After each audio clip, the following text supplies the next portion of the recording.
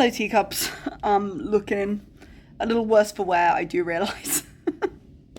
It's midnight and I'm not in my apartment. So things happen. Things happen today. So I'll show you around the hotel room in a minute. But basically, I came home from work. It was very, very hot. Oh my God, it was hot. Came home from work and the power went out about 7:30. Now, it's Thursday, which is an awkward time because maintenance closes for Friday, which is the holy day, and so no one's available. And we do have a housing liaison when this happens, though, but it wasn't just my house. It was everywhere. Everywhere on my row. And then half of the opposite row. Then the side people had power. And anyway, we got a message saying, okay, it'll be back up in about 20 minutes. You'll be okay. It's some outside person has to come in. And, we were like, okay. And Pat didn't come on. And I was like, instead of sitting here, because I'm hot and I'm bothered, I'll walk to the shop. I might go into the restaurant at the front because I was assuming at that point they had power because I'd messaged some of my friends, and the friend that lived on the other side of the compound said, no, I've got power, fine. So I was like, okay, so it's just some of the houses. It'll be a little bit of time. So I was going to go to the restaurant, have some dinner because I couldn't cook because my cooker is electrical. And I was just going to take my laptop so I could plug it in there so it would have charge and wait it out. And I started walking and there's like a big pool communal area and that was blacked out. And I walked past the shop and the whole row of shops was completely down, and I was like, oh no. And the restaurant was blacked out, and I was like, oh no. Everywhere.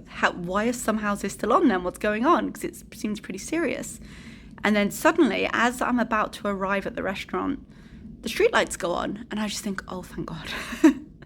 It's back. Because, guys, it's Saudi and it's August. When I say it's hot, when the power's still off at 9 o'clock and it was 100 degrees, like at night. And I was just like, no, I can't. I'm not built for it. And I'd been sitting in the heat for a while at that point, which is why I look so gross. I'm about to get in the shower. And but the streetlights came back on. And I was like, okay, I could stay. No, I feel like just going home. I'm a bit tired. It's the end of the work week. It's been a long week. I just want to go home. So I turn around. I drop into the shop real quick to get something for dinner. And I walk back. And I get back. And we all have lights outside our houses, which we can control. So I didn't realize they must be on the same system as the street lights because they were on. And I was like, okay, perfect. I went in my house, I had no power. And I contacted my next door neighbor and she had power. And I was like, oh no, it's just me. And I called our liaison, was like, what is going on? And he didn't answer. And it went on for an hour. And I was getting really angry and I was trying to call him because I was like, at the very least, tell me what's going on. Then I get a message saying, please come outside. I need to talk to you. And I go out and it's him like frantically going from house to house because there was a fire at one of the transformers outside the compound, like no one in danger, but that feeds some of the electricity. So there were small blocks of houses all over the compound. And he's in charge of all the ones that have teachers in. And so like from my house and the next 4 houses had no power, and across the street starting from one house there was no power, another block of 4, and this was happening all over the compound. And he came to us, I think he was expecting a tantrum, but at this point I just wanted to know what was happening. And he was like, you can book anywhere, 5-star hotel, go to the Hilton, and if you bring the receipt we will pay. Doesn't matter what you do, just anywhere, because this fire's happened, you're not going to have power until at least tomorrow. And the only thing with that though is we have to prepay. But a couple of the teachers, because we got paid recently, they didn't have their money because they had transferred it back. They transferred it today and it's still in the financial ether somewhere and they can't access it. So especially a couple of the South African teachers, because it's taking a bit longer. So they didn't have the money to prepay and get reimbursed. And they said, we will give you the money as soon as you get back. But it's money to shell out. And if you don't have it, you don't have it. And I hadn't sent mine back yet. But I didn't have enough to cover everyone. So we went back and I could tell they were a bit nervous. So I was just like, don't worry, we'll sort it. And we went back to our liaison. We just said, look, we need the compound to pre-book it for us. And he made a phone call. They were like, done. But it meant that they chose the hotel. And so I was like, oh, I could have had a really bougie hotel. But at this point I was tired. And I was like, as long as it's functional. Guys, when I say they did us right with the hotel, it's very pretty. It's a nice hotel. It's a lot nicer than I thought they would put us in. Let's put it that way. I thought they'd put us somewhere fine and functional, considering how many people they have to house tonight. Like, this is going to cost a pretty penny. But let me show you. So we're starting here and we're coming in. I've turned the TV off because my name was on it. And it's not a large room, but it's a very nice one. So very comfy bed, all lovely.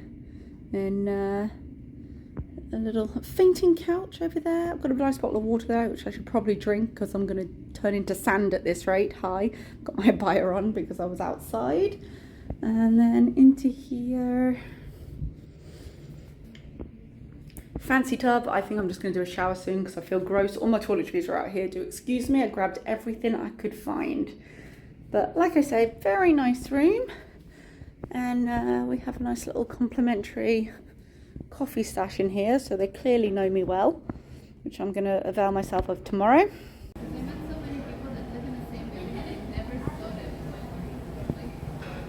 just want the floor.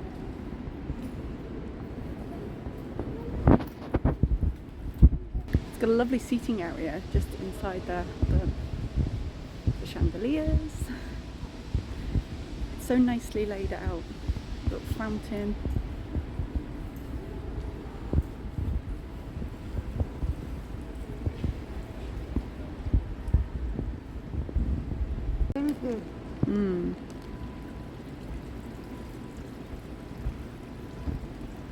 Hello teacups. So I'm feeling 100% less crusty today. I apologise for the state of myself yesterday. I had been up since 5:30, I'd been at work all day, and I had been out of air conditioning for about 5 hours when I turned on the camera, and it was midnight. So it had been a long old day and it had been full of things. I've just received a call to say our power is back on, so we are going to check out today. We're not going to stay longer, but we've got an hour or so because checkout isn't till 12. They did say, oh, we can do it till 2, but we want to get home and kind of fix whatever we've lost, empty my fridge, that kind of thing. But it's actually been kind of lovely. Unexpected, kind of, we would have preferred not to do it, but if we were going to, this little mini hotel vacation has been lovely. We've been at school for the last 2 weeks, but we had some trial lessons with the kids to get them used to the system and just meet and greet, but we start full lessons next week. So it was kind of nice to just have a nice little hotel day, to be honest. Feeling pretty good about it in terms of how badly the power cut could have ended. They could have just said, well, because the problem originates outside, there's nothing we can do, unfortunately. And they didn't. They put us up somewhere nice and made sure we were comfortable. And I'm really pleased with how they dealt with it. So I'm going to pack my stuff up. This is the end of our little adventure. I'm going to call the driver and book the car. And thank you for watching. I'll see you next time.